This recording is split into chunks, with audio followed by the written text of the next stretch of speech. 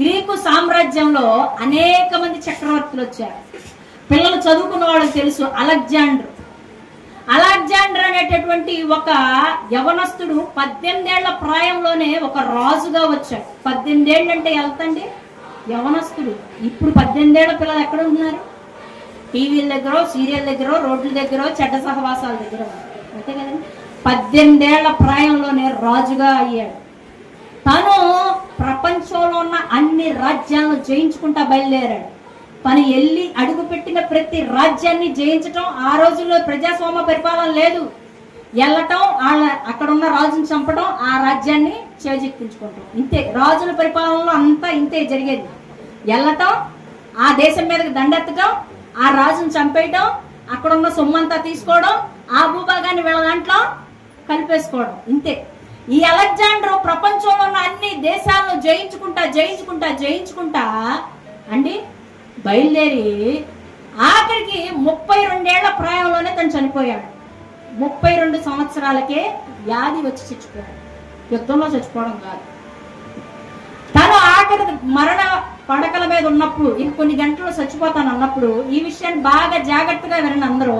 ఇంకా కొన్ని గంటల్లో నేను చచ్చిపోతానని తనకు అర్థమైపోయి అండి తన దగ్గర ఉన్న వాళ్ళని పిలిచి, నాకు అర్థమైపోతుంది, నేను చనిపోబోతున్నాను, కానీ నేను చనిపోయే ముందు ఒక 3 విషయాలు చెప్తాను, అది మాత్రం చెయ్యనంటే తప్పకుండా చేస్తాం రాజా, నువ్వు చెప్తే మేము చేయకపోవడం.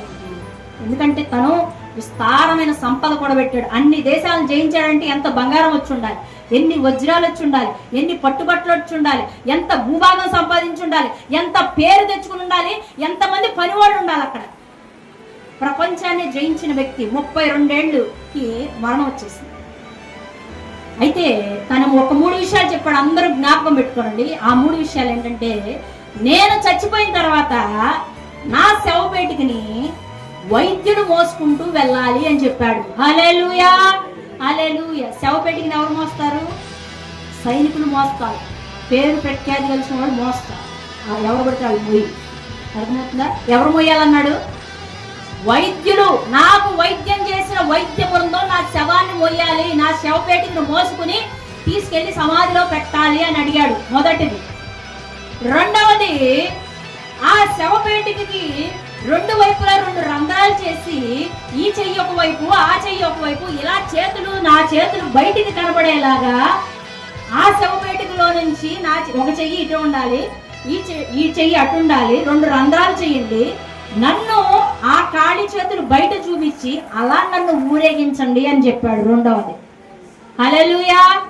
మూడవది, నేను సంపాదించిన సంపాదన అంతా, అప్పుడు నాణ్యాలు, నోట్లు కాదు, వెండి నాణాలు, బంగారం నాణాలు, ఇతర నాణాలు, నేను సంపాదించిన సంపాదన అంతా రోడ్డు మీద దారిట పొరుగున పారబోసుకుంటూ వేసుకుంటూ పోండి అని చెప్పారు.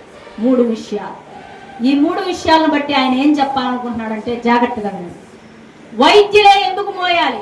సైనికులు ఉన్నారు, పెద్ద పెద్ద రాజులే వస్తారు. ఆయన అడిగితే సామంతులు వస్తారు, ధనికులు వస్తారు, ఎవరైనా వస్తారు. వైద్యులే ఎందుకు మోయాలంటే ఆయన చెప్తున్నటువంటి సాదృశ్యం, ఏ వైద్యుడు కూడా ప్రాణాన్ని నిలబెట్టలేడు. హల్లెలూయా.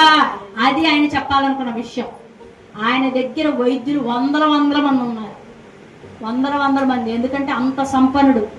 ప్రపంచాన్ని జయించిన వ్యక్తి ముందు ఎన్ని వందల మంది ఉంటారండి? ఎన్నో వందల మంది వైద్యులు ఉన్నారు. కానీ ఎవరో కూడా ఆయన రోగాన్ని బాగు చేయలేకపోయారంట, ఆయన్ని బతికించలేకపోయారంట. దీన్ని బట్టి నేను చెప్తున్న నీతి ఏంటంటే, నీ ప్రాణాన్ని నువ్వు దక్కించుకోవాలంటే అది వైద్యుల చేతుల్లో లేదు అని చెప్పటానికి వైద్యులే నన్ను మోయాలన్నాడు ఆయన. హల్లెలూయా, హల్లెలూయా. ఆయనకి డబ్బు కొదవలేదు, వైద్యులకి కొదవలేదు, పిలిస్తే రాని మనిషి ఉండడు. ఆ వ్యక్తి ఏం చెప్తున్నాడు? ప్రాణం ఇవ్వాలన్నా తీయాలన్నా దేవుని చేతుల్లోనే ఉందన్నాడు ఆయన. హల్లెలూయా, హల్లెలూయా. రెండవది ఏం చెప్పాను? సమాధిలో నుంచి చేతులు బయటికి పెట్టాలి, అలా నన్ను ఊరేగించండి. ఆయన చెప్తున్న విధానం ఏంటంటే, నేను ఖాళీ చేతులతోనే వచ్చాను, ఖాళీ చేతులతోనే వెళ్ళిపోతున్నానని ఆ విషయం అందరికీ అర్థం అవటం కోసం చేతులు బయటికి పెట్టి నన్ను ఊరేగించండి అన్నాడు ఆయన. హల్లెలూయా. నేను ఇన్ని సామ్రాజ్యాలను జయించాను, ఎంత మందిని చంపాను, ఎంత రక్తం ఒలిగించాను, ఎంత భూభాగం అంతా సంపాదించగలిగాను, కానీ ఆఖరికి ఒట్టి చేతులతో నేను వెళ్ళిపోతున్నాను, కాబట్టి మనం తెచ్చింది ఏదీ లేదు, పోయేటప్పుడు పట్టుకెళ్ళేది ఏదీ లేదు, ఇదంతా వృధా అని ఆ యొక్క సాదృశ్యంగా తెలపటం కోసం ఒట్టి చేతులను బయట పెట్టి ఊరేగించండి అన్నాడంట ఆయన. హల్లెలూయా, హల్లెలూయా. మూడవదిగా ఏం చెప్పాడు? నేను సంపాదించిన సంపాదనంతా రోడ్ల మీద పరవండి అన్నాడు, దాని మీద నడిపించండి అన్నాడు. ఎందుకంటే ఎంత సంపాదించినా, ఎంత నేను కూడబెట్టినా ఏది కూడా కింద నేల మీద తొక్కబడతాకే కానీ అది నాకు దేనికి కూడా ఉపయోగపడలేదు. కాబట్టి మీరు దేనికోసం ప్రయాసపడినా అదంతా కూడా శూన్యం అని చెప్పటం కోసం మూడో విషయాన్ని చెప్పాడు ఆయన. హల్లెలూయా. ఎవరతను? గొప్ప రాజు అలెగ్జాండర్ ది గ్రేట్. ఇప్పటికి కూడా పాఠ్య పుస్తకాల్లో ఆయన కథలు రాసే ఉంచారు. మూడు విషయాలు చెప్పాడు. ప్రపంచాన్ని జయించిన వ్యక్తి, కొన్ని వేల లక్షల మందిని చంపిన వ్యక్తి, భూభాగాన్ని అంతా ఆక్రమించిన వ్యక్తి, తనకు తిరుగులేదు అనుకుని ఒక సముద్రం దగ్గరికి వెళ్ళి కూర్చుని ఏడుస్తున్నాడంట. సముద్రమా, నువ్వు కూడా ఒక రాజ్యమై ఉంటే నిన్ను కూడా జయించేవాడు. అయితే నేను చెప్పే విషయం ఏంటంటే, ఉన్న దాంతో తృప్తి పడి ఆనందంగా ఇప్పుడే బ్రతకండి. ఈ భూమి అయిపోయిందని పక్కన భూమి, పక్కన భూమి అయిపోయిందని ఆళ్ళదైపోయిందని ఈళ్ళది, ఈళ్ళలేని ఏడుస్తూ కూర్చుంటే చచ్చిపోయిన తర్వాత నీకు ఏది కూడా నీ ఎంట రాదు. హల్లెలూయా. ఉన్న బంగారంతోనే తృప్తిపడాలి. ఒక గొలుసుందా? తృప్తిపడు. చెవులియే ఉన్నాయా? తృప్తిపడు. ఉంగరమే ఉందా? తృప్తిపడు. నువ్వు ఎంత సంపాదించినా, నువ్వు ఎంత బంగారం కూడబెట్టినా, మీరు ఒకసారి బాగా జ్ఞాపకం పెట్టుకోండి. ఒక మాట చెప్తాను. ఒక ముసలమ్మ కంటే ఏమీ లేవంట, చెవులి తప్ప. అయితే ఆ పిల్లలు ఈ చెవులినా అని ఆడపిల్లలు రాకపోతే శీలలో చెవుతో ఇట్లా లాగి పడేశారంట. చచ్చిన శవాన్ని ఏం చేశారు? ఇట్లా లాగేశారు. అంటే రావట్లా, బిగుసుకుపోయిన శీలలో మరి బంగారం వెళ్ళిపోద్దని ఇలా లాగేశారంట. దీన్ని బట్టి మీకు చెప్పే విషయం ఏంటంటే, ఏ బంగారపు పోగు కూడా నీతో రాదు, ఉన్నా నీ వాళ్ళు నీ ఒంటి మీద ఉంచరు. అర్థమైందా? హల్లెలూయా.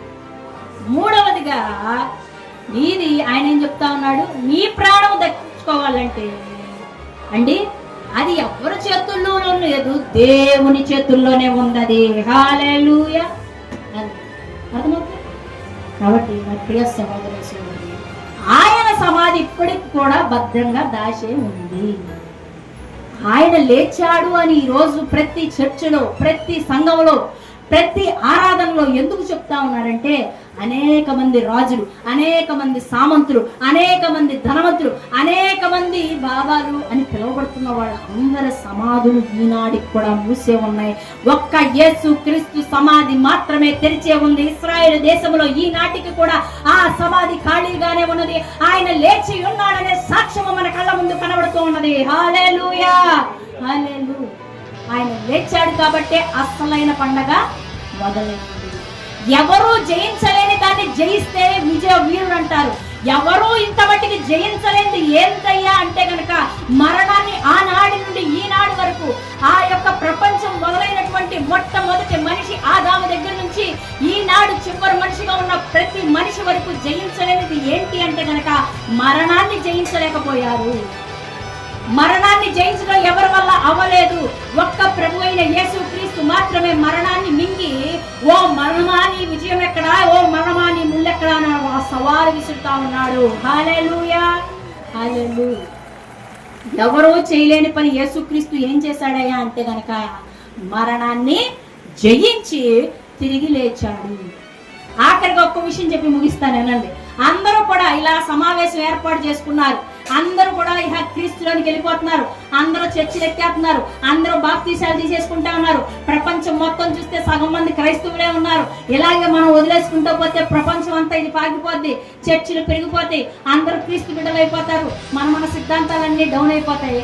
ఇలా కాదు, దాన్ని ఎలాగైనా దెబ్బ కొట్టాలి, చర్చికి వెళ్లకుండా చేయాలి, బైబిల్ పట్టుకోకుండా చేయాలి, యేసుక్రీస్తు పేరెత్తకుండా మనం ఏం చేయాలని కొంతమంది ఇలా గ్రూప్ గా ఒక గుంపుడు జరిగిన విషయాన్ని చెప్తానండి. ఈ మాట చెప్పి ముగిస్తాను.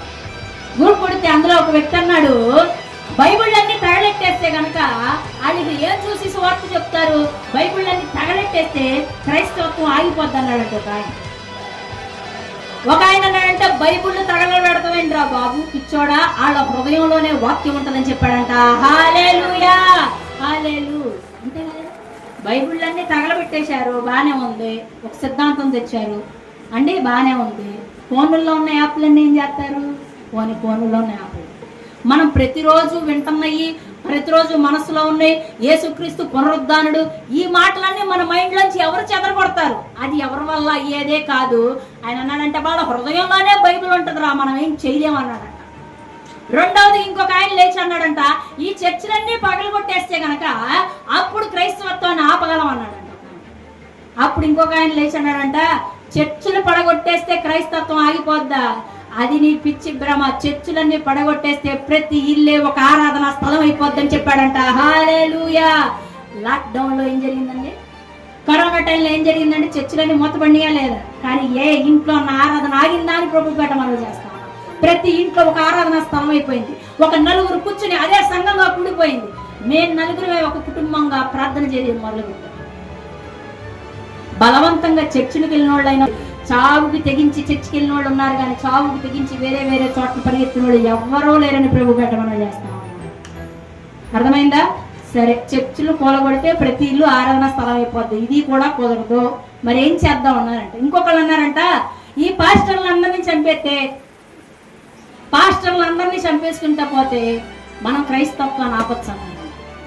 అప్పుడు ఇంకొకళ్ళు అంటే పాస్టర్లన్నీ చంపడం ఏంటరా బాబు, ఆళ్ళల్లో ప్రతి ఒక్కళ్ళు కూడా ఒక పాస్టర్ అయిపోగలదని చెప్పారంట. హల్లెలూయా, హల్లెలూయా. అర్థమైందా? పాస్టర్లమ్మ చంపేస్తే సుకన్య చెప్పలేదా యేసుక్రీస్తు గురించి? లక్ష్మి అంటే చెప్పదా యేసుక్రీస్తు గురించి? ప్రతి ఒక్కళ్ళు నోట్లోంచి యేసు ప్రభు గురించి తెలుసు. ఇక నేను చెప్పేదేంటి? నన్ను చెప్తే ఆగిపోయేదేంటి? సముద్రంలో నుంచి ఒక నీటి బొట్టు తీస్తే సముద్రం ఎండిపోద్దా? ఎండదు. గ్లాసు నీళ్ళలోంచి ఒక చుక్క వరిగిపోతే గ్లాసు నీళ్ళు ఏమైపోతాయి? ఒక పాస్టర్లందరినీ చంపుకుంటా పోతే మిమ్మల్ని అందరినీ ఏం చేయాలా? ఇది కూడా సాధ్యం కాదంటున్నాడు. ఒక అతను లేచి చెప్పాడంట, జాగ్రత్తగా వినండి. ఒక అతను చెప్పాడంట, ఇది ఎన్ని కాదు కానీ మనం ఒక పని చేస్తే, మనలో ఒక అతని వరకు ఒక్క పని చేస్తే ఖచ్చితంగా క్రైస్తత్వాన్ని డౌన్ చేయొచ్చు అని చెప్పాడంట. ఏంటా పని అంటే, మనలో ఎవరైనా ఒక వ్యక్తి లెగిసి చచ్చిపోయి మూడో దినాన తిరిగి లెగిస్తే గనక అప్పుడు ఈ క్రైస్తవత్వం అంతా కూడా బోటకం అని మనం చెప్పచ్చు. యేసుక్రీస్తేనా లెగిసేది, మేము లెగలేదా, ఇంకా దీనికోసం మీరేంటి అని మనం చెప్పచ్చు అని అంటే, అందరూ కూడా ఎవరు చచ్చిపోతారని మేము సావు అని ఆ సభ అక్కడతో విఫలమైపోయి ఎవరు దారాల ఇంటికి వెళ్ళిపోయారంట. హల్లెలూయా, హల్లెలూయా. చచ్చిపోవటం అంటే వెనక్కి తిరిగి రావటానికి దేవుడు మనకి పర్మిషన్ లేదు. చచ్చావంటే పాతాళానికన్నా పోవాలా, పరదేశం కన్నా పోవాలా. దేవుడు అనుగ్రహిస్తే నీకు మళ్ళీ జీవం రావచ్చు. అలా వచ్చిన సందర్భాలు కూడా ఉన్నాయండి. అర్థమైందండి? కాబట్టి నా ప్రియ సహోదర సహోదరి, అలా మరణాన్ని జయించి తిరిగి లేచిన వాడు ఈ భూ ప్రపంచంలో యేసుక్రీస్తు తప్ప ఎవరూ లేరు. కాబట్టి దినాభివృద్ధి చెందుతూ సంఘాలన్నీ పెరిగిపోతా ఉన్నాయి. హల్లెలూయా, హల్లెలూయా. ఇది ఆపితే ఆగటానికి ఇదేది కూడా ఒక నది కాదు. ఆపితే ఆగటానికి ఇది ఒక కాలువ గట్టు కాదు. ఆపితే ఆగటానికి ఇదే ఒక వరద కాదు. అర్థమైందండి? ఇది ఒక పెద్ద సునామీ లాంటిది. దాన్ని ఆపటం కాదు, దానిలో నువ్వు కొట్టుకెళ్ళిపోవటమే తప్పనిచ్చి దాన్ని నువ్వు అరచేతులతో ఆపటం నీ వల్ల అయ్యే పని కాదు. క్రైస్తత్వాన్ని ఎవరు కూడా ఆపలేరు. ఆపే కొద్దీ పెరిగేది, చంపే కొద్దీ విస్తరించేది, కూల్చే కొద్దీ ఇంకా మరింతగా కట్టడాలు కట్టబడేదే మన క్రైస్తత్వం అని ప్రభుపేట మనం చేస్తా ఉన్నాను. హల్లెలూయా, హల్లెలూయా. ప్రవీణ్ పగడాల గారిని చనిపోయారని అంటాం. చాలా మంది చంపారని. అయితే ఆయన చనిపోయిన తర్వాత క్రైస్తవత్వంలో ఇంకా బలోపేతమై ఇంకా ముందుకెళ్ళారా, ఇంకా ఆగిపోయి ఎక్కడికక్కడ చప్పబడిపోయారా? లేదు. ఎక్కడ ఒక్క గొంతుని ఆపేస్తే 100 గొంతులు పైకి లెగిసినాయి. హల్లెలూయా, హల్లెలూయా. చాలా మందికి తెలియదా ఆయనలాగా మనం చంపేస్తారని?